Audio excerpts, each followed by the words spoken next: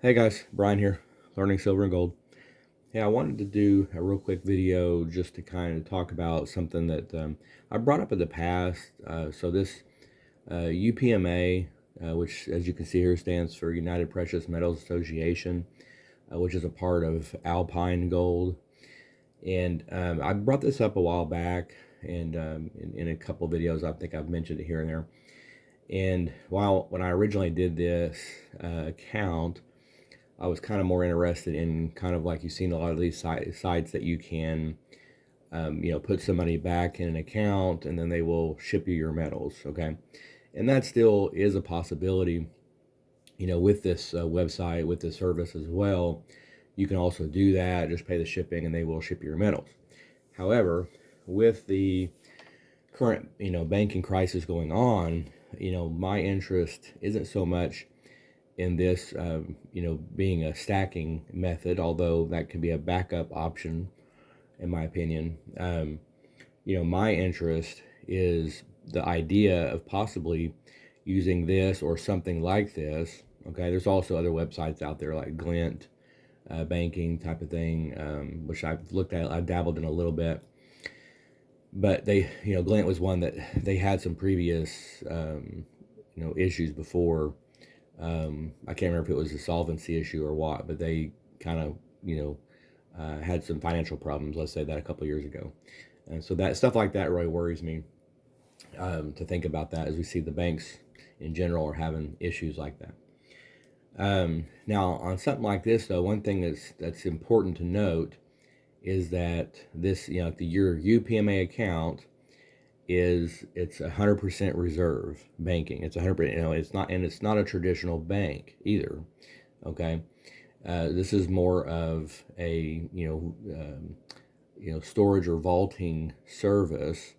Okay, so they are not in business like a typical bank, and that's very important here on this current environment that we're in. And so, to me, if any service you look at in terms of trying to transition into, whether it's savings primarily or kind of a pseudo checking account, that's kind of what I'm looking at trying to build here. But whatever you're looking at is you want to make sure it's 100% reserve. Okay, that's a key phrase you want to look for. Don't fall for these scams out there and just find out that it's just another bank that's 10 or 0%, that they have to have in reserves on the money you put in there that you deposit. And then they're freaking out whenever you ask for their money, you ask for your money back, that you trusted and put in their bank. And now all of a sudden you're the bad guy for asking for your money back. The whole fiat thing is just a joke. So now, so not a traditional bank. So you're able to, in here, they do let you buy gold dollars, silver dollars, or gold backs. And the nice thing is you can have a variety of all three of those if you want, or you can pick and choose one. One thing I'm looking at maybe testing on this round is if you look at their website a little bit and kind of look around the resources, but you'll notice the gold backs is actually there is no storage fee for the gold backs. Okay, so there's no vaulting or storage fees at all. Okay, so especially if you're just kind of getting started again like I am on this to kind of test it out, I don't want to be dealing with a bunch of fees, even if it is just a dollar here, $5 there, or something like that. I don't want to be dealing with that starting out, and just being eaten up by fees. And so one workaround that I found on here is just putting initially at least, putting it in gold bags on here. And I'm not talking about delivery of gold bags or anything, but just putting it in gold bags where you're still going to get a return as if gold continues to rise, then you should still see your account rise with it, right, to some extent. So you're still getting that gold exposure, but you're not getting the fees associated with it through this account. So and then you could build up your account, and then my thought is maybe over time, then you can kind of divvy out some stuff once you have some real money in here. Or my main thing is to find out if I can make this work as a kind of a pseudo checking account, if you will, savings slash checking. So that's really the test here for me, is to test that out. Now, they do offer they call it it's through a TrueLink company, that they do offer basically a debit card you can get. You do have to have a $50 minimum amount in your account, okay? It is going to be a little bit slower in most cases transacting, I will say, in terms of getting money, into the account. For example, last night I went ahead and went through the website, and you have to click on a few things to deposit money in there. So I went ahead and deposited $50 from my personal credit union savings account into my UPMA account, and I looked on there, and it's still processing, okay, as of the end of day today. So this was last night. So it's still processing, okay. I didn't even see it hit my bank yet today. So there is a little delay there. It will take, I don't know, it can be, I think, 48 hours, maybe longer, maybe 3 days to kind of hit the account. So there are going to be some delays on that. It's going to be a little slower. Same thing with moving money from, like, if you were to move some money from your gold backs or gold or silver dollars in your account to your TrueLink debit card. They recommend you call in or email, but they say you call in, and it could be 24 to 48 hours, and they'll liquidate that, your precious metal, whatever you tell them to do, and then they will apply that to your debit card. So there can be some little delays there. So it's not, they're, as far as like need something like immediate type of thing, it may not be the perfect answer for that. But in terms of foreseeable kind of expenses, and one thought would be like, kind of gradually maybe shifting to something like this for, like I said, for sure savings, but also using it in additional, like maybe, for example, using it for food or groceries, maybe basic things like that. And so you could kind of preload it in advance, knowing, okay, well, I'm going to need to get some groceries this weekend. So maybe by Wednesday or so, I'm going to, maybe by that Wednesday or Thursday at the latest, maybe I'm going to call up and say, hey, I want to move over some of my, gold backed money. I want to move, $300 to my debit card. Okay. So knowing by Friday, Saturday, the money should be available and should be ready to spend, then you can go to the grocery store and spend it. Okay. But you're only, that way your money is only out of the market for a few days before you spend it. Otherwise it's still, in a better asset in terms of gold. Okay. And stuff. So, but again, it's something I'm kind of playing around with. It's just an idea that I'm trying to figure out. And I had called them the other day and kind of asking some questions. And that was one of the big ones, is in terms of the banking. Here, I'll scroll in here too, if someone wants to pause this and zoom in and read some of this. But the, I did ask, is like, so, how are y'all doing with the banking crisis? And the guy I talked to was really nice about it, but he was saying, well, they're not a bank, and that's really what I want to hear, is that they're not a bank, and that he's like, typically, when the banks are doing poorly, they're doing very well, and so that's exactly what I want to hear. I want the opposite spectrum of what the banks are going through. Also, let me make note that when you're all this talk about the bank consolidation, that they're trying to encourage the people banking with regional or smaller banks and credit unions to take their money out and then put it in the big banks. Well, I don't want to do that. I don't want to encourage the monopolization and the consolidation of power in the banks. I don't want to support that idea. And I actually like my credit union. I don't have any problems with them. So I don't want to be, taking all my money out and putting it in the big banks, for sure. Now, if it's transitioning to something like this, if I can make it work eventually, for more of a true checking slash savings account, then that may be a possibility. But I'm not gonna give it to the globalist willingly. I'm not gonna just move my money over to Bank of America so they can screw me later and force me on CBDCs or whatever they want to do.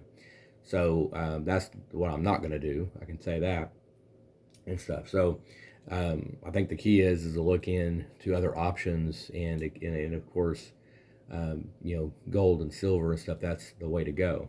Okay. Let me point out too, and I've talked about gold backs before. Now, gold backs themselves, in my opinion, are a high premium version. And stuff. So I don't necessarily stack gold backs. Some people really love, and they are, beautiful, a beautiful, currency, if you will. But it's not something I really stack. I've got one or two, but I don't really stack those technically. But again, if I were to stack up, let's say I got, several $1,000s built up at least in the account, even if it's in gold backs. In here, I can move that money over to gold dollars or silver dollars.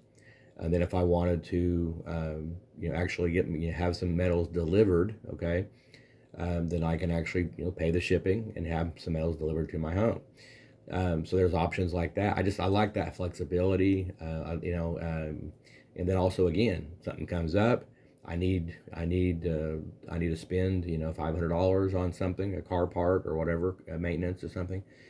For my home or whatever, then I can call up, move over $500, from my account, however I wanted to slice it, and then I can apply that to my debit card and spend it accordingly. Okay, and again, I want to limit the fewest days possible of that money being out of a protected asset. And stuff, and limit my exposure to U.S. dollars. Put it that way, okay, to the fiat. So I'm going to limit my exposure to fiat, and then as soon as I have it converted fiat, I want to be able to spend it right away and get rid of it. Okay, and honestly, that's kind of the environment I think we're going to be headed for, was as more hyperinflation enters our market. Then that's honestly how it's probably going to be anyway at some point. So we need to start realizing that and start acting accordingly. In my opinion, those that act accordingly in advance are going to be much better prepared. And another thought here is if the local banks and regional banks and all these things start really getting hit at some point, there's they may blame it on whatever, cyber attacks, global warming, or whatever they want to blame it on, but whatever the flavor of the week is, Russia or whatever. But we know the banks are collapsing, so it's very possible most people, when they go swipe their debit card, at some point it may not work. It's very possible that won't work. They're at the gas station, they're sitting there at the pump, their debit card won't work. Okay, and then most people, then they may try their credit card. Well, that may not work either at that point, or they maxed it out and they're broke. So that's a very big likelihood, in my opinion. Now, if this works out with this account, or there may be some others I might test out as well, but for now I'll test this one. We'll see how it works. But if it does work out, then while everyone else's card doesn't work, my hope would be is that I'm able to go in my wallet. I grab my UPMA, TrueLink debit card. I slide it at the gas station, and get my gas. Everyone else is freaking out, can't get any gas. Their bank account's shut down. They can't go get cash, cash withdrawal out of their bank because their banks screwed them over. And I'm still swiping my debit card for groceries and gas. So, that's part of the thought process here for me. So I wanted to share this with y'all to start thinking about it, okay? And maybe you have some options, and if you do, great. Please share that in the comments, because this is the kind of stuff I think stackers and stuff we need to start thinking about. And I'm not saying this is going to replace anything with stacking. I think you still stack, okay? You're still going to have your possession of your precious metals. Let me be clear on that. You still have your metals, in your possession, or easy access to them. And then this would be in addition to that. This would be, like I said, gradually moving over banking savings accounts, and then potentially checking accounts into more of a online banking, a very flexible type of system. Now I looked a little bit at Glint recently again, and I did see that they, one thing that's nice, that they do have a way you can also move around into different currencies. Although I think I just saw USD, euros, and maybe cryptos or something. It was like one other, I think, but there still wasn't much. It was only a few options, in my opinion. It would be nice to see a platform like that you could move over into more different types of dollars, especially with what the BRICS nations are kind of trying to do. And there was talk about Russia, their rubles maybe being backed by gold at some point. And so that would be an intriguing option, if there was some way to not only have gold, silver, and gold backs, and then having other currencies to possibly consider, and not really being forced just on the USD. Like I said, the euros could be a nice option, and just having a wide variety of currencies would be very intriguing as well. So, but that's not on the UPMA site. It's just USD as far as the debit card goes, and gold, silver, or gold backs, like I said. So, but some things to think about, and I do encourage you to do your own research. I'm not a financial advisor and stuff, so definitely look into this, and definitely don't put a whole lot of money into something until you know if it's going to work for you in your situation. But again, to get the debit card, you just got to have at least a minimum of $50 for this account. I don't make any money on this talking about it here. I'm not a partner with them in any way or anything, so it's not something to where I'm selling it to you. But I am trying to give ideas for people like us in order to survive and thrive in this economy. Okay, but keep on stacking, and talk to you soon.